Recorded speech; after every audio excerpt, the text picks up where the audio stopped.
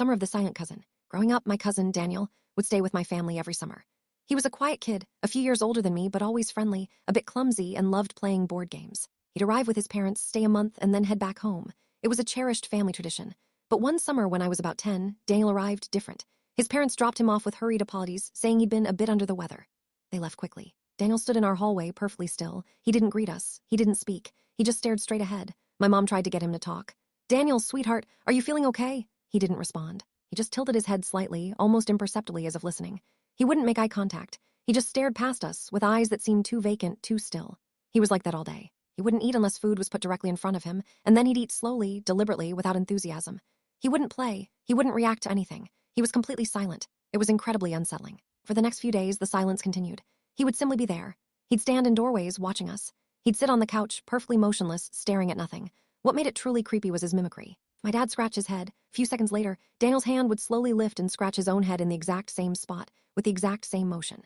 If my mom adjusted her glasses, Daniel would subtly, almost imperceptibly, touch his face in the same way. It wasn't always immediate. Sometimes it was a delayed echo, like a recording.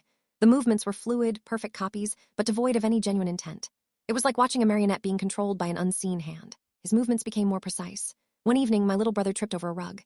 Daniel, who was across the room, didn't react. But later that night, I woke up to a soft thud from the living room. Crept out and found Daniel in the dark, standing by the very rug my brother had tripped over. As I watched, he slowly, deliberately tripped over the rug himself, falling silently to his knees, then slowly, silently stood back up. His movements were too graceful, too controlled for a real trip. It was a perfect, chilling reenactment. The sounds were worse. If I cleared my throat, a few minutes later, a faint, dry cough would come from Daniel's room. If my dad sneezed, a soft, precise achoo would echo from the next room. Always delayed, always slightly off, like a bad voice modulator.